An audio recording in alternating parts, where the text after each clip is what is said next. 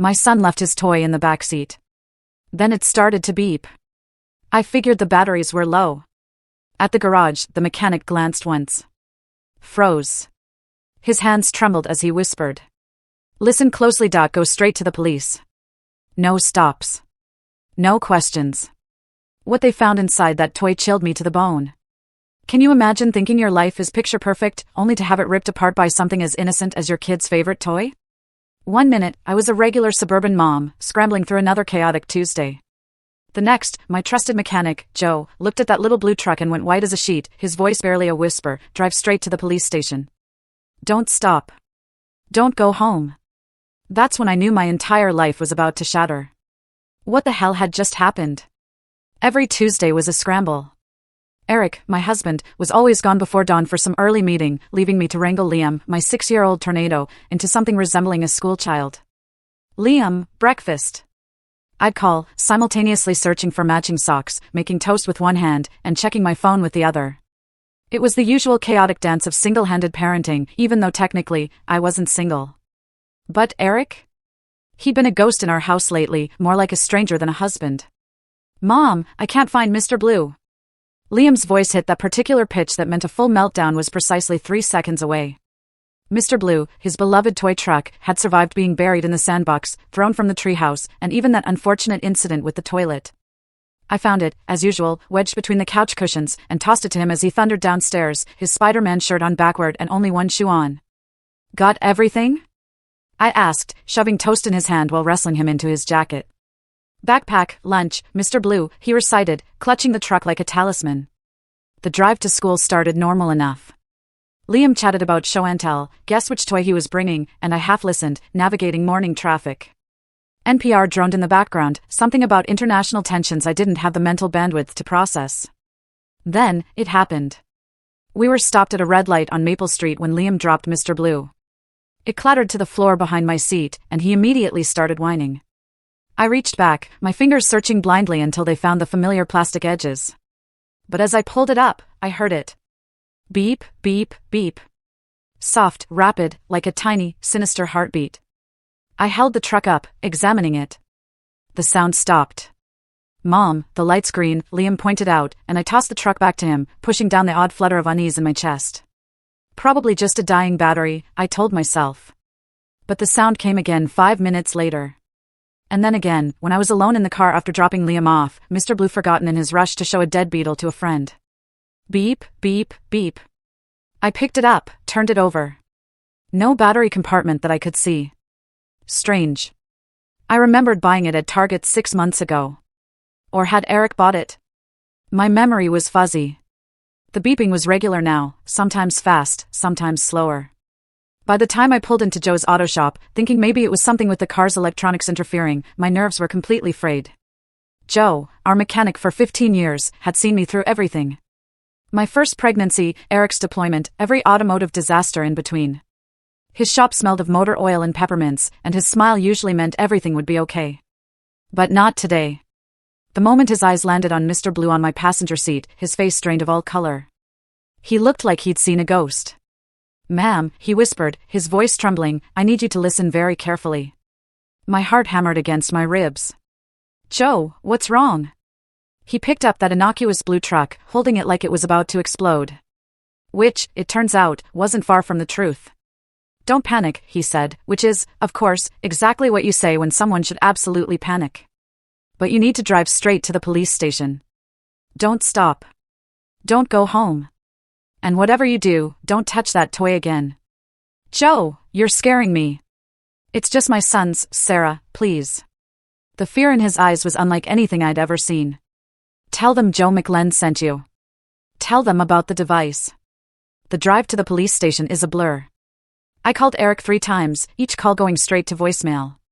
My hands shook so badly I could barely grip the wheel, and that damn toy just kept beeping from the backseat, each pulse making my skin crawl.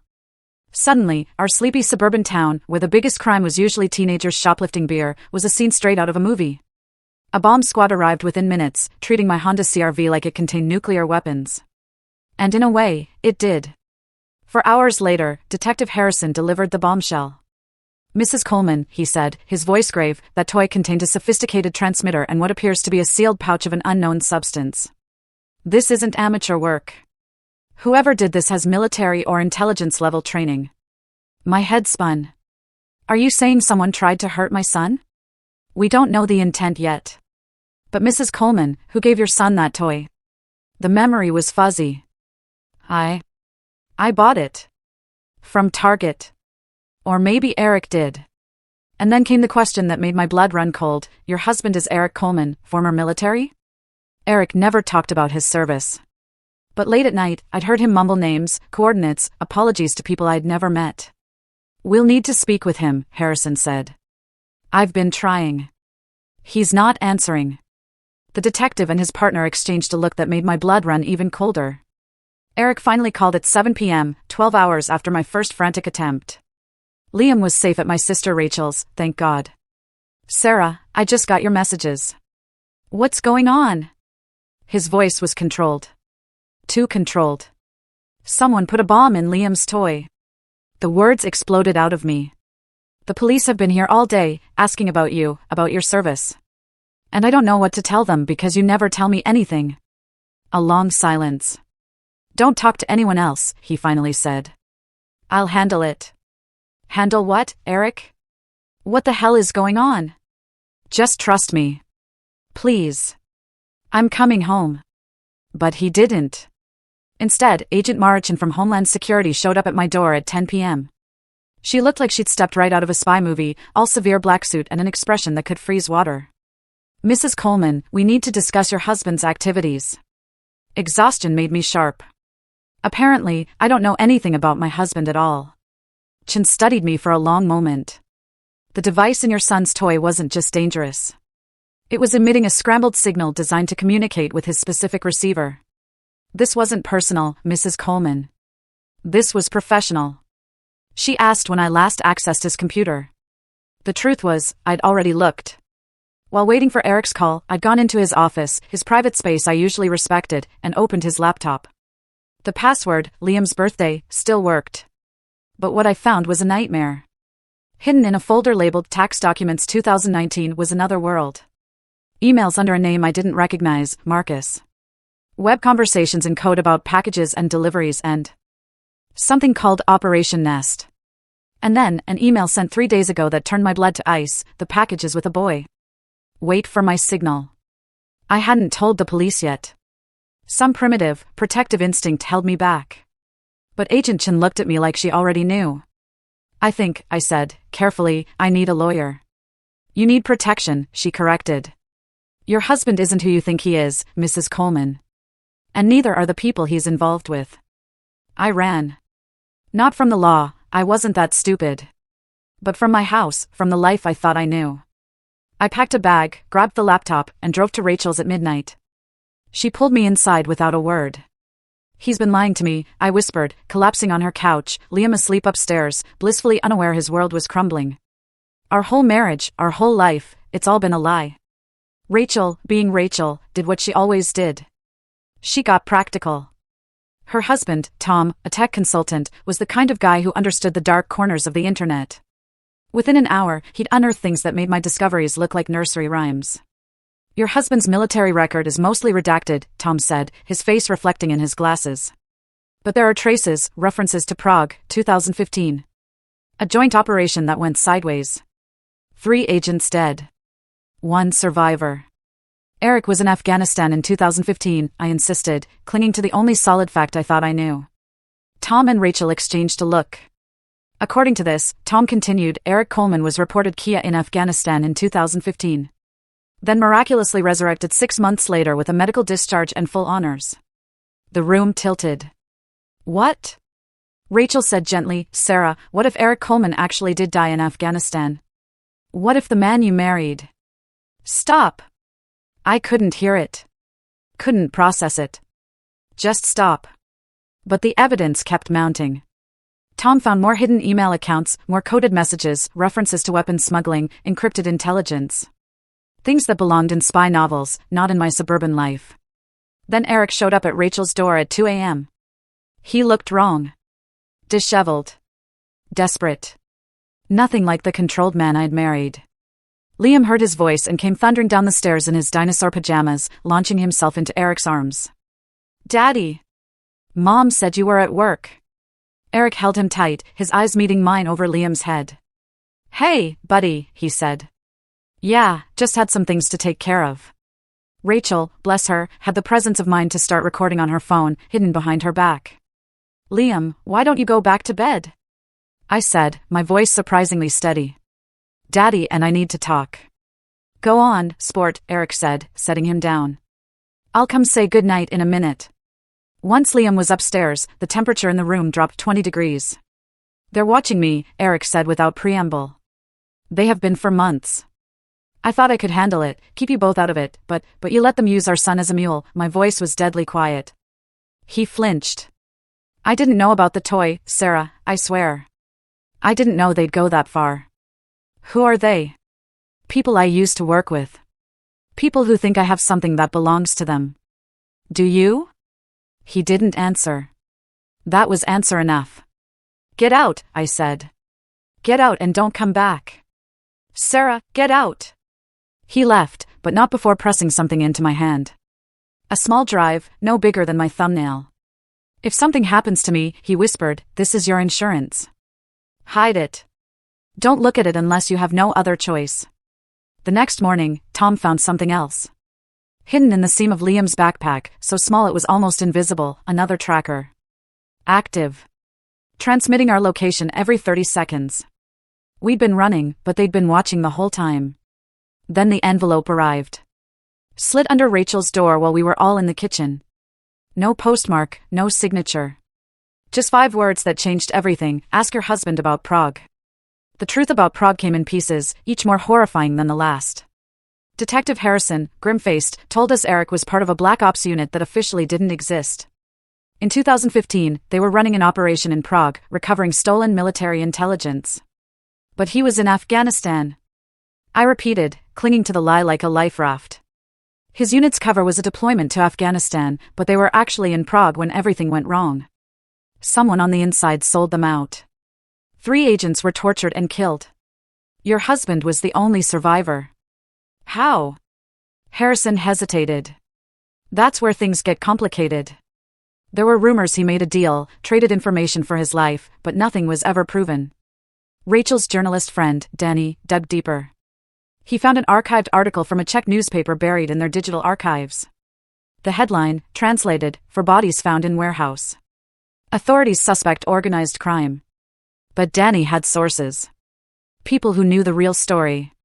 They weren't just recovering intelligence, Danny told us over an encrypted video call. They were stealing it back from someone who'd already bought it. Someone very powerful, very connected. And that someone has been looking for your husband ever since. Why now? I asked. It's been almost 10 years. Because something changed recently. My source says someone leaked Eric's new identity 6 months ago. His location, his family. Everything. 6 months ago. Right around the time Eric started acting strange. Working late. Being distant. I confronted him at a neutral location, a public park where Liam could play while we talked. Rachel and Tom waited in their car, ready to grab Liam if things went bad. I need the truth, I said. All of it. Eric looked older than his 38 years, worn down by secrets and lies. The truth will destroy us. We're already destroyed. He watched Liam on the swings for a long moment. My name isn't Eric Coleman. It's Ethan Marks. Eric Coleman was my best friend. He died in Afghanistan, saving my life. When Prague happened, when I needed to disappear, I took his identity. No one knew Eric was dead except our handler. It was perfect, until it wasn't. The earth shifted beneath my feet. So, our marriage license, Liam's birth certificate, all legal, technically? Eric Coleman exists. I just became him. And Prague? His jaw tightened. We were recovering plans for a new weapon system. But when we got there, we realized we'd been set up.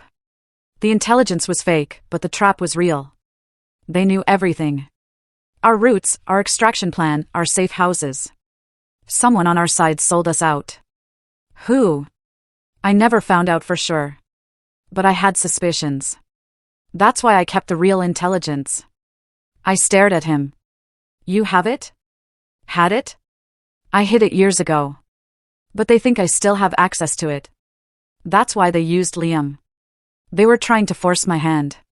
The drive I gave you is part of it. The key to decrypt the rest. But without the actual files, it's useless. Where are the files? He smiled sadly. Remember our first date? You said you wanted to see where I grew up. I remembered. He'd taken me to an old cemetery in Virginia. Said his parents were buried there. We'd had a picnic between the headstones, which should have been morbid but was somehow romantic. Eric Coleman is buried there, he said. The real Eric. And with him, he didn't need to finish. Agent Chin appeared as if summoned, her approach silent and professional. Mr. Marks, she said, using his real name like a weapon. We need to talk. The interrogation lasted 6 hours. I watched from behind one-way glass as my husband, or the man I thought was my husband, laid out a decade of lies. The weapon plans were real, but they were more than just blueprints. They included blackmail material on dozens of government officials, both American and foreign. Someone in our government wanted that information buried, Ethan explained. But someone else wanted to sell it. I was caught in the middle. So I ran. I became Eric Coleman and tried to build a normal life. But you kept the files? Chin said. Insurance. I knew they'd find me eventually. The real shock came when they pulled up Rachel's name in their system. She'd been flagged years ago as a person of interest because of her journalism work. When Eric started dating me, her sister, Homeland Security, had approached her. They asked me to keep an eye on him, Rachel admitted, tears streaming down her face. Just to report if anything seemed strange. They said it was for national security, that he might be a sleeper agent. I thought I was protecting you. You were spying on us? Not spying. Just watching. Making sure he wasn't dangerous. But then Liam was born and you were so happy, and I stopped reporting.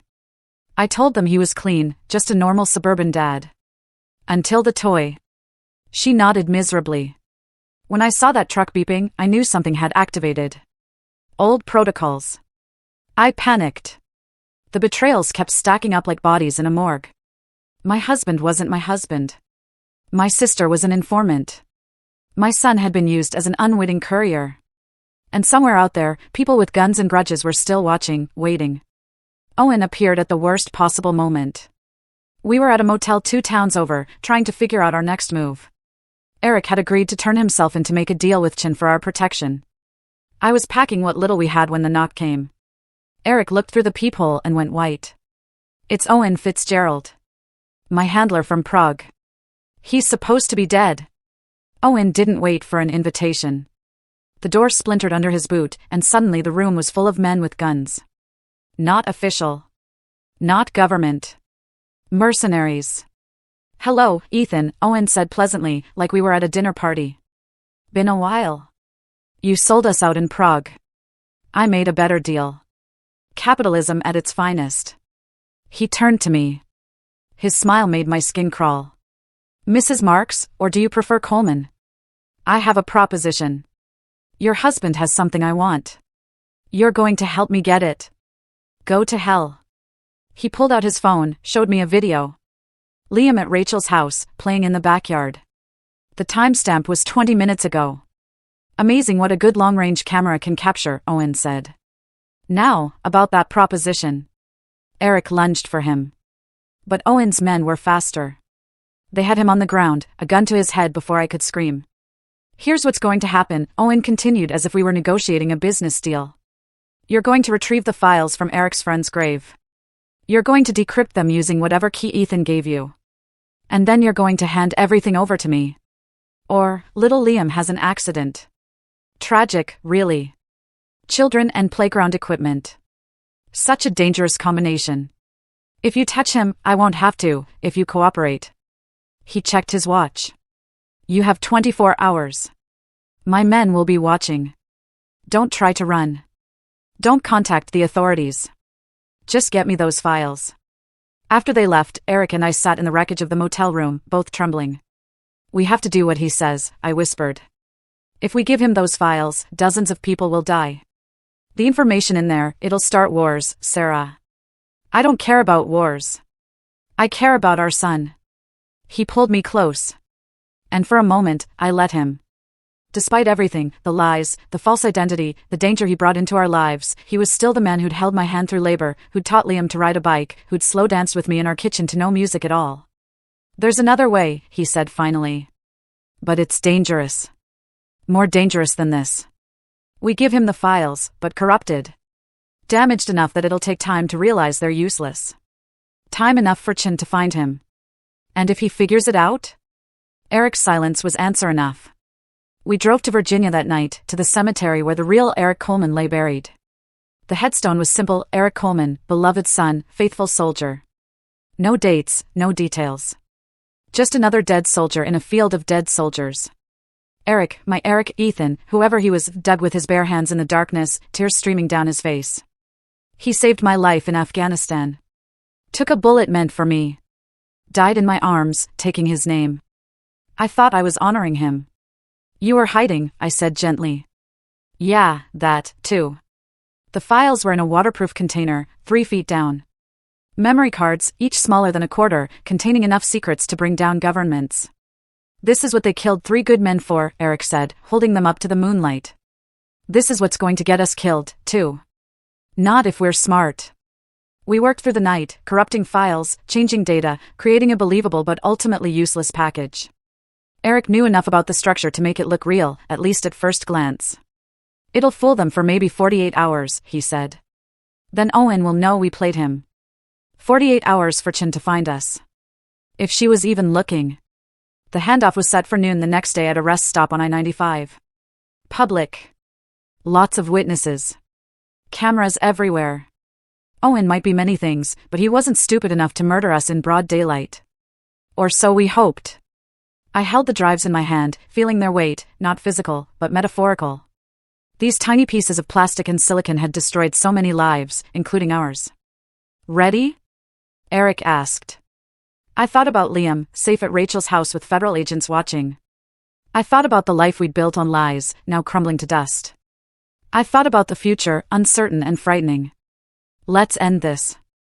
But endings, I was learning, were never that simple.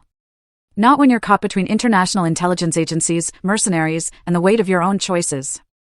Owen was waiting at the rest stop, casual as could be. Just another traveler stretching his legs. He smiled when he saw us. That same reptilian expression that made my skin crawl. The loving couple, he said. How touching. I held out the drives. Everything's here. The files, the decryption key, all of it. He took them, examined them with a device he pulled from his pocket. It beeped green. Excellent.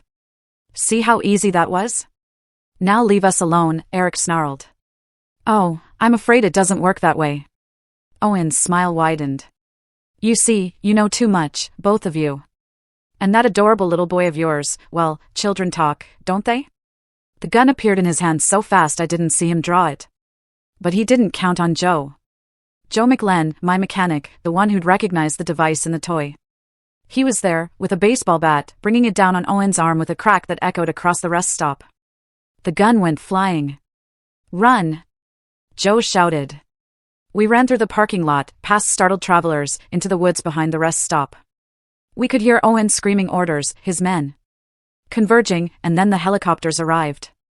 Agent Chin, it turned out, had been watching all along.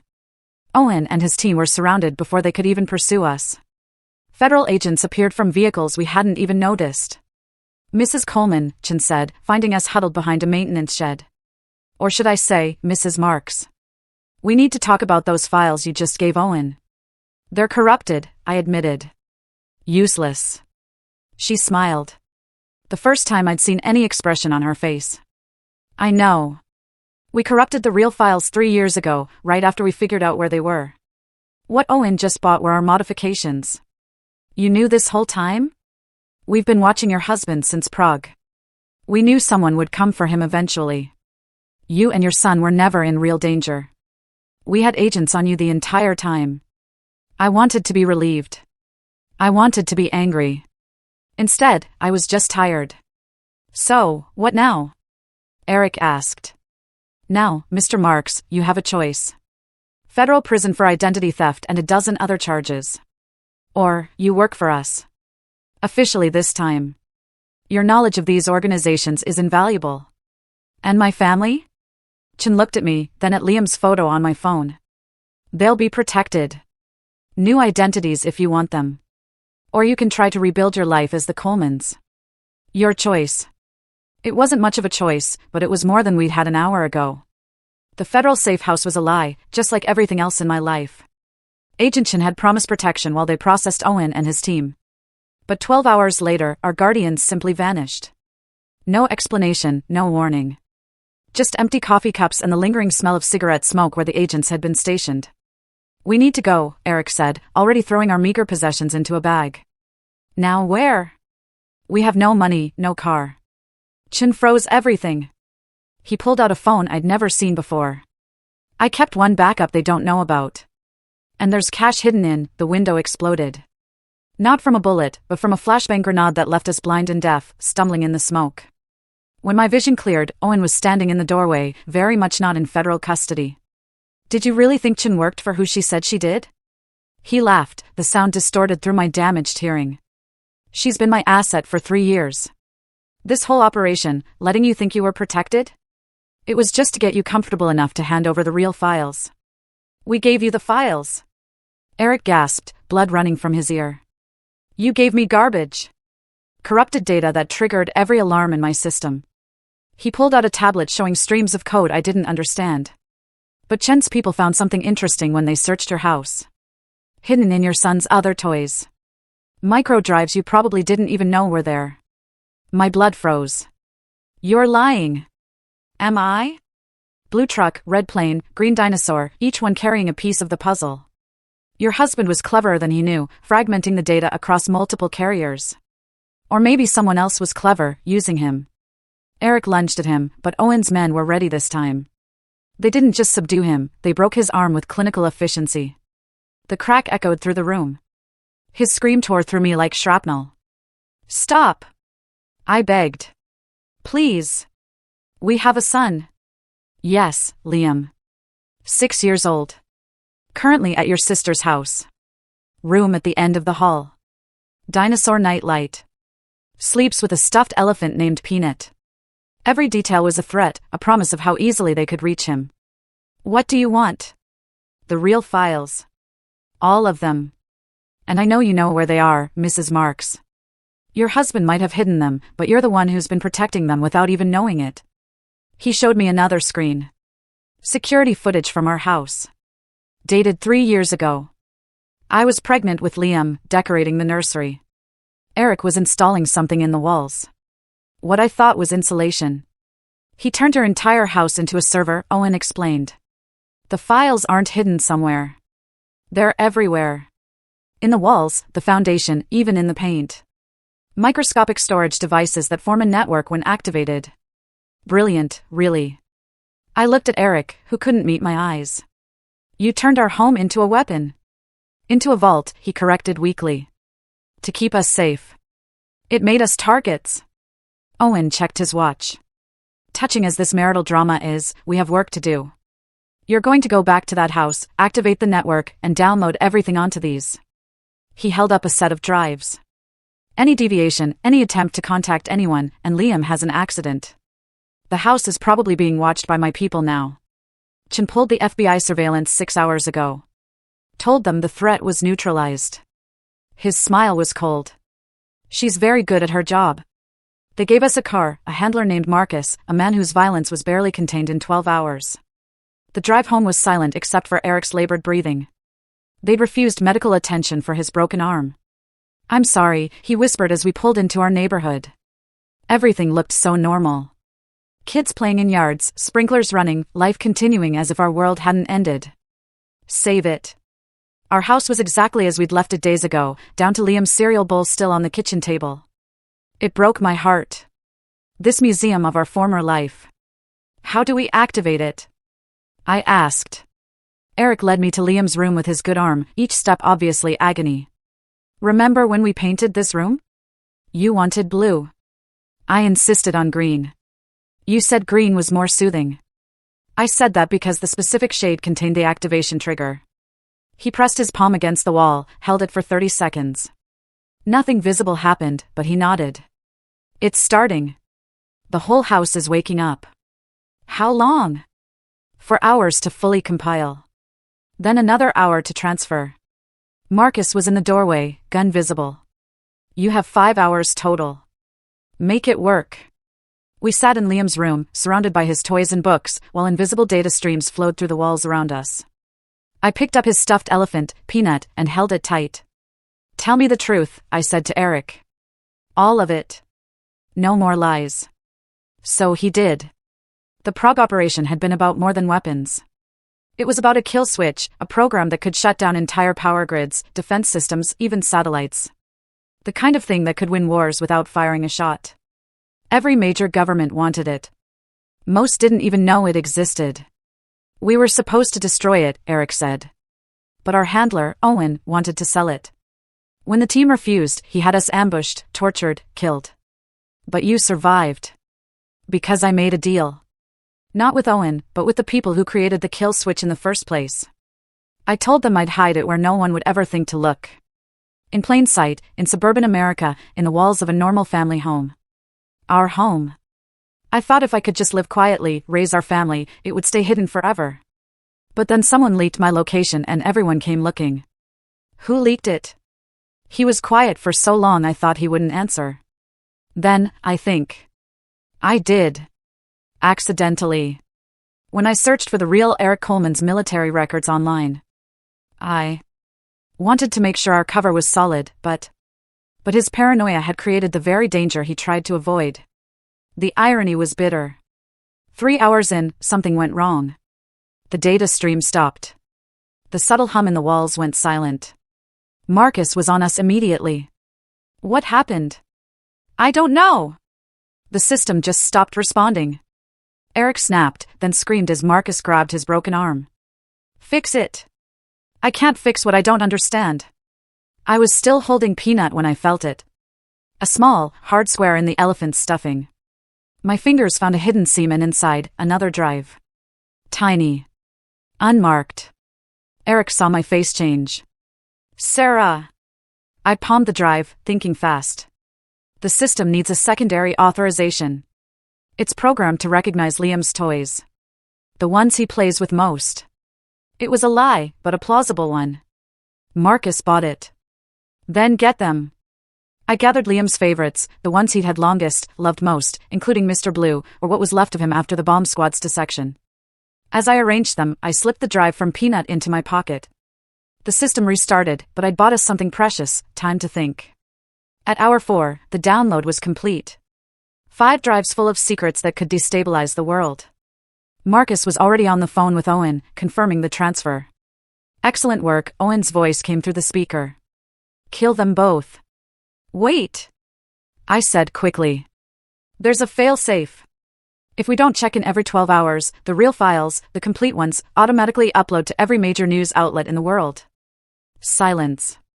Then Owen laughed. You're lying. Check file 47B.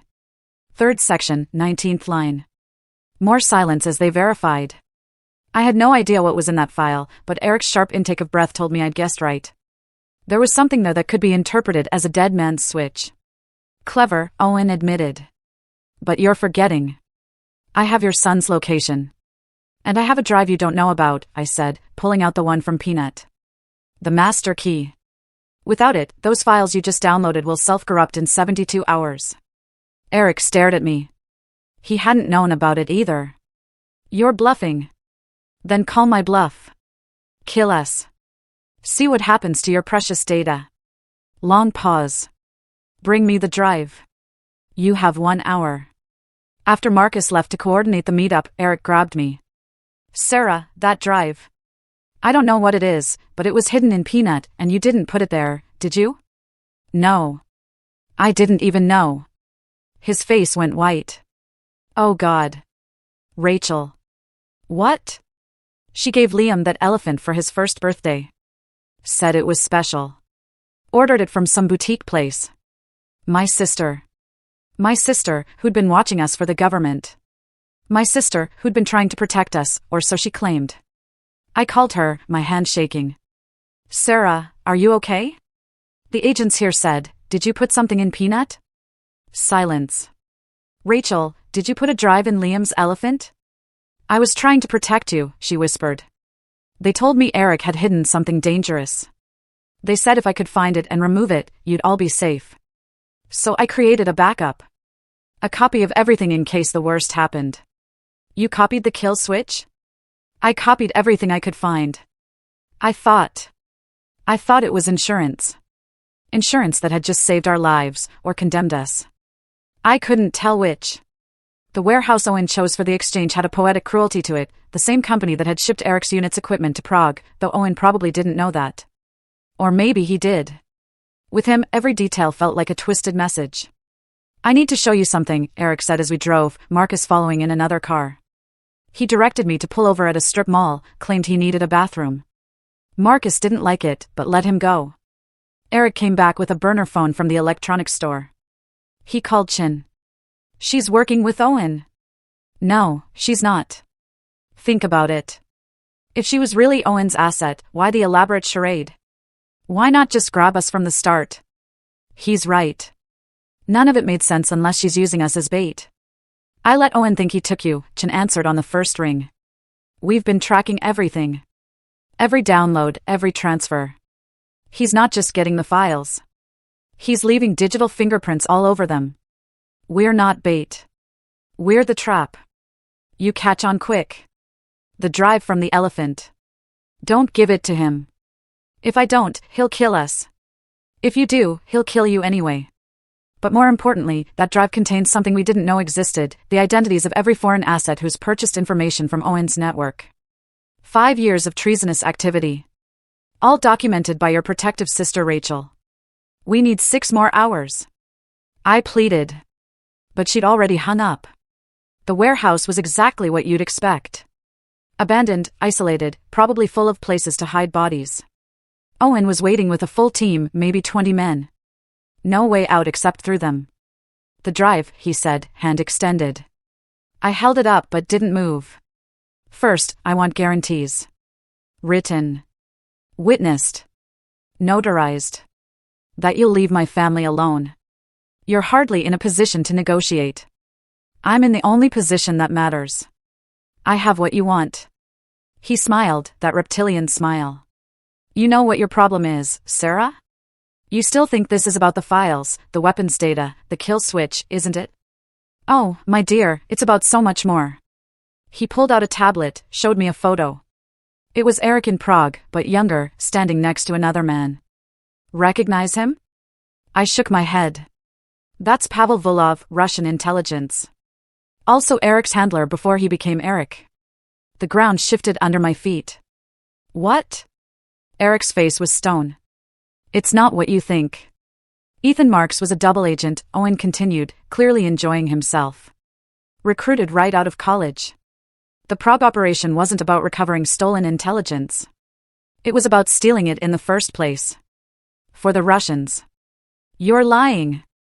Eric exploded. You were selling to everyone. Russians, Chinese, whoever paid most. I was undercover trying to expose you. Were you? Then why did you run? Why hide instead of reporting in? Because I didn't know who to trust. Half the agency was compromised. You had people everywhere. So, you decided to keep the files yourself. How noble. They were both lying or both telling the truth. I couldn't tell anymore. And maybe it didn't matter. All that mattered was getting out alive. The drive, I said, contains more than you think. Rachel didn't just copy the files. She documented everything, including your meetings, Owen. Your contacts, your bank accounts. His smile faltered. She's a journalist. Investigation is what she does. And she's been watching all of us for 3 years. I pulled out the burner phone, showed him a video file. Rachel's insurance, sent to me an hour ago. It showed Owen meeting with someone I didn't recognize, exchanging briefcases like a bad spy movie. That's Senator Morrison. Eric breathed. He's on the Intelligence Committee.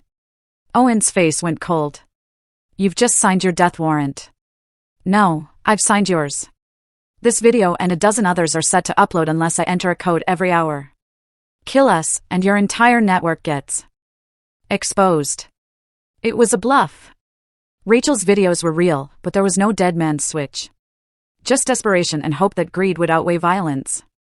Owen considered for a long moment, then he laughed. You know what? Keep it. All of it.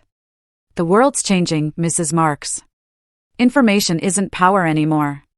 Chaos is. And what better chaos than releasing everything? Every secret, every lie, every dirty deal. Let the governments fall. Let the wars begin. I'll profit either way. He signaled his men. Kill them. Make it look like a murder-suicide. Husband couldn't live with his lies. Wife couldn't live with a betrayal. The gunshots came from outside. Not at us. At Owen's men. The warehouse erupted in chaos as tactical teams flooded in from every entrance. But these weren't Chen's people. The uniforms were different. The language, Russian Special Forces. Eric. Eric breathed. How? Pavel Volov walked through the smoke like a ghost from Prague. Older, grayer, but unmistakably the man from the photo. Hello, Ethan, he said in accented English. It's time to come home. I'm not. I was never really, weren't you? You took our training, our money, our trust. That makes you ours. I was undercover. For whom? CIA thinks you're dead. FSB thinks you're theirs. And I think, Volkov smiled, you're whoever pays best. Owen tried to run. Volov's men cut him down before he reached the door. Not killed. Kneecapped. Screaming. The files, Volov said to me. All of them. Or your son learns his father's real history. Every dirty detail. She doesn't have them all. Eric said quickly. Very problematic, he gestured. And his men grabbed us both. We're going for a ride. But Chen's teams arrived before we reached the vehicles. The warehouse became a battlefield. Russians versus Americans, with us caught in the middle. In the chaos, I saw our chance. Run! I grabbed Eric's good arm, pulling him toward a loading dock. We made it 3 steps before the explosion. Not a grenade this time. The warehouse itself, rigged to blow. Owen's final insurance policy. The ceiling came down in sheets of flame and metal. The floor buckling under us. I came to in the rubble. Ears ringing. Blood in my eyes. Eric was unconscious beside me. Breathing, but barely. Owen was crawling toward us. His legs ruined, but determination intact. If I can't have them, he gasped, reaching for his gun. No one can. Joe McLean hit him with a tire iron. My mechanic. My savior. Standing there covered in dust and blood, but alive. Figured you might need help, he said, pulling me to my feet. Been following since you left the house. Old habit from my Marine days. Joe! I gasped. We need to go. This whole place is coming down. We dragged Eric out, Owen left behind in the collapsing warehouse. Outside was chaos. Russians fighting Americans. Local cops arriving and adding to the confusion. In the mess, we slipped away in Joe's truck. Where, Joe? I asked. I thought about the drive in my pocket. The files in Eric's hidden network. The truth scattered across so many lies. The cemetery, I said. Where it all started. The real Eric Coleman's grave looked different in daylight. Peaceful. Honest in a way nothing else in our lives had been. Agent Chen found us there, alone this time. No backup, no weapons drawn. Just tired. Volov's dead, she said. Owen, too. The warehouse collapsed, killed 14 operatives from 3 different countries. Good, I said, and meant it. The files. I held out the drive from Peanut. Everything's on here. Rachel's documentation, the kill switch, all of it. She took it carefully. And the network in your house? Destroyed, Eric lied smoothly. The download corrupted it. Chen studied us for a long moment. You know, I could arrest you both. Espionage, treason, identity theft. The list is extensive. But a trial would expose things better left buried. And you have a son who needs parents. She pocketed the drive. Eric Coleman died in Afghanistan. His widow, Sarah, and their son, Liam, are moving for a fresh start after a tragic gas leak destroyed their home. Insurance will cover everything. And Ethan Marks never existed. Just another ghost story from Prague. 6 months later, the diner in Cedar Falls, Iowa, served the best pie in 3 counties and asked no questions about your past. Perfect for a widow and her son, starting over after tragedy. I was refilling coffee for the morning rush when the bell chimed and a familiar face walked in. Not Eric. He was in federal prison, serving 3 years for identity theft. They needed to convict him of something to make the story clean. But Agent Chin had arranged minimum security, and Liam thought his dad was working on a special project for the government, which wasn't entirely a lie. It was Rachel. She looked older, tired. House arrest had ended a month ago, but the guilt she carried was a life sentence. "Hi," she said, sliding into a booth. I poured her coffee without asking. The sisters know these things. "How's Liam?" "Good. He likes his new school, made friends, doesn't wake up scared anymore." "That's good." We sat in silence, the weight of everything between us. "I got all your letters," I finally said. I just wasn't ready to respond. "I understand." "Do you?" "Because I don't. I don't understand how you could spy on us. How you could put that drive in my son's toy. How you could love you enough to try to protect you, even if it meant betraying you." The words hung there. Painful and true. "The drive saved our lives," I admitted. "And almost got you killed. Everything almost got us killed." She pulled out an envelope, slid it across. "From Eric. They let him send 1 letter a month. This one's for Liam." I took it, feeling the familiar weight of his handwriting through the paper. "Are you going to let him read it?" "When he's older. When he can understand that sometimes good people do bad things for complicated reasons." "Is that what we are? Good people?" I thought about it. We're people who survived. That has to count for something. Rachel left after 1 cup, knowing not to push, but she'd be back next month, and the month after. We were rebuilding, brick by careful brick. That evening, Liam and I had our usual routine. Dinner, homework, 1 TV show, then bed. Normal. Blessed normal. He was brushing his teeth when he asked, "Mom, when's Dad coming home?" "Couple more years, baby." "Will things be different when he comes back?" I knelt down to his level. "Yeah, they'll be different. But different doesn't mean bad. Sometimes it just means new." He considered this with 6-year-old seriousness. "Like how we're different now, but still okay?" "Exactly like that." That night, after he was asleep, I sat on the porch of our little rental house and opened Eric's letter. Not the one for Liam, one he'd hidden in the envelope just for me. "Sarah, I know I have no right to ask for forgiveness. The lies I told, the danger I brought, it's unforgivable. But I need you to know that loving you and Liam was the only true thing I did in a decade of deception. Chin tells me you're safe. That you're building a new life. Good. Build it strong. Build it honest. Build it without looking over your shoulder. I'm learning who I am without the lies. It's harder than I expected. Ethan Marks. Eric Coleman. Neither feels real anymore. Maybe when I get out, I can finally be just me. Whoever that is. The prison library has a woodworking program. I'm making Liam a toy truck. No electronics, no secrets, just wood and paint and love. They'll let me send it for his birthday. Thank you for not telling him the whole truth. Let him have a few more years of believing his father is just complicated, not compromised. All my love, the man you married, whoever he was." I burned the letter. Watched the smoke disappear into the Iowa sky. The past had to stay buried for Liam's sake. 3 days later, a package arrived with no return address. Inside was a wooden toy truck painted blue like Mr. Blue, but somehow different. Safer.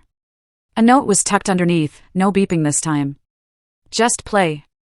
I should have thrown it away. Should have been suspicious, paranoid, careful. Instead, I gave it to Liam. He played with it for hours, making engine noises, creating adventures. Normal kid stuff. I watched from the kitchen, waiting for something to go wrong, for some hidden danger to reveal itself. Nothing happened. Sometimes nothing happening is the best gift of all. 1 year later, the news called it the intelligence leak of a century. Someone anonymous, untraceable, had released selective files from the Prague incident. Not enough to start wars, but enough to end careers. 17 government officials across 6 countries resigned. 3 major defense contractors were investigated. Owen's network was dismantled piece by piece. I knew who'd done it. The digital fingerprints were subtle but familiar. The same style as the hidden network in our old house's walls. Eric might be in prison, but his reach was longer than anyone knew. Chin visited that day, sitting in my diner booth like an old friend. You know anything about this? She asked, gesturing at the newspaper headlines. I'm just a waitress in Iowa, right?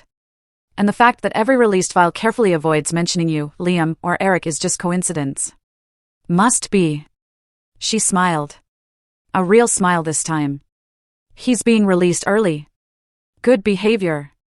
Plus some strings I pulled. 6 months. My heart stuttered, but I kept my face neutral. That's nice. You going to take him back? I don't know if there's a back to take. We're different people now. That's not an answer. It's the only one I have. Chin left a $100 tip for a $5 coffee. For Liam's college fund, she said. That night I told Liam his dad would be home for Christmas. He was excited but cautious, old enough now to understand that promises sometimes break. Will he be different? He asked. We all will be, I said. But still family. Always family. Just a different kind. 2 years later, I didn't pick him up from prison. Joe did that. Said it was easier, less emotional. They pulled up to the house just as the sun was setting, everything golden and possible.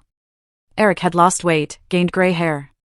Prison had carved new lines in his face, but his eyes were clearer than I'd ever seen them. No lies left to hide behind. Liam hung back at first, suddenly shy with this stranger who was his father. Then Eric pulled out something. A wooden toy plane he'd made, painted red like Liam's old one. I'm getting too old for toys, Liam said. But he took it anyway. Maybe, Eric said. But I needed to make it to prove I could build something that was just what it seemed. They went inside together, talking about school and sports and nothing important. Everything important. Eric and I stood on the porch. 2 people who'd been married for 10 years but were meeting for the first time. I don't know how to do this, he admitted. Neither do I. Chin says you kept the house network inactive but intact. That you could have sold that information a dozen times over but didn't. It's insurance for Liam. In case the past comes calling again. Will it? Chin doesn't think so. Most of the players are dead or imprisoned. The few left have bigger problems than us. And Rachel? She visits monthly. Liam loves her. I'm working on it. He nodded, understanding that forgiveness was a process, not a moment. I got a job, he said. Chin arranged it. Legitimate cybersecurity firm. They know my history, the official version. Anyway, I start Monday. Where? Dim 1. Close enough to visit, far enough to give you space. You're not staying? Not unless you ask me to. And not until you're ready, if you're ever ready. That night, we had dinner as a family. Awkward, careful, but family nonetheless. Liam showed Eric his room, his grades, his drawings. Normal kid things that felt miraculous after everything we'd lost. After Liam went to bed, Eric stood to leave. You could stay, I said. On the couch. It's late, and Joe's probably asleep. Is that what you want? I don't know what I want, but I know Liam would like to have breakfast with you. And maybe we start there. Breakfast. See what happens. He slept on the couch. I lay awake listening to him breathe, remembering when that sound meant safety. Maybe it could again someday. 3 years later, the letter came on a Tuesday. Official government seal and all. The Prague files were being permanently sealed. All records destroyed. We were being given new identities, not forced, but offered. A complete fresh start if we wanted it. What do you think? Eric asked. We were having coffee in my kitchen. Not living together yet, but working toward it. Twice weekly dinners, family outings, careful rebuilding. I think Liam's happy here. He has friends, a life. I have the diner. You have your job. So, we stay Coleman. We stay us, whoever that is. That evening, Liam came home with a permission slip for a school trip to Washington, D.C. Museums, monuments, normal 8th grade stuff. Can I go? He asked. I thought about the city where everything had started, where agents still worked, where the graves of our former lives were buried. Sure, I said, signing the form. Just promise to be careful. Mom, it's a school trip. What could happen? Eric and I exchanged glances over his head. What could happen indeed? That night, I burned the government letter. We were done running from the past, done hiding from the future. We were just the Colemans, a complicated family with a strange history that no one would ever fully know. Liam was in his room talking to friends on the phone, laughing about something ridiculous. Normal teenage stuff. Eric was fixing the kitchen sink, cursing at the pipes. Normal dad stuff. I was planning tomorrow's diner specials, thinking about hiring another waitress. Normal life stuff. From the outside, we looked like any other family. And maybe after everything, that was the greatest disguise of all. The simple truth that we were exactly what we appeared to be, 3 people who loved each other, who'd survived the impossible, and who'd chosen to build something real from the ashes of so many lies. The toy truck, the wooden one Eric had made in prison, sat on Liam's shelf, gathering dust. Just wood and paint, and the promise of a father trying to make things right. Sometimes I still checked it. Old paranoia dying hard. But it was always just what it seemed. A toy. A gift. A promise kept. We lost everything once. Our identities, our trust, our sense of safety. But in the ruins, we built something stronger. Not perfect. There were still nights I woke up afraid, but we were together. We were alive. We were free. And in a life built on lies, that truth was everything. It makes you wonder, doesn't it? If your entire world was built on a foundation of carefully constructed lies, lies meant to protect you, would you still demand to know the brutal truth, or would you cling to the comfortable deception? Tell me what you'd do in my shoes. I really want to know what you think.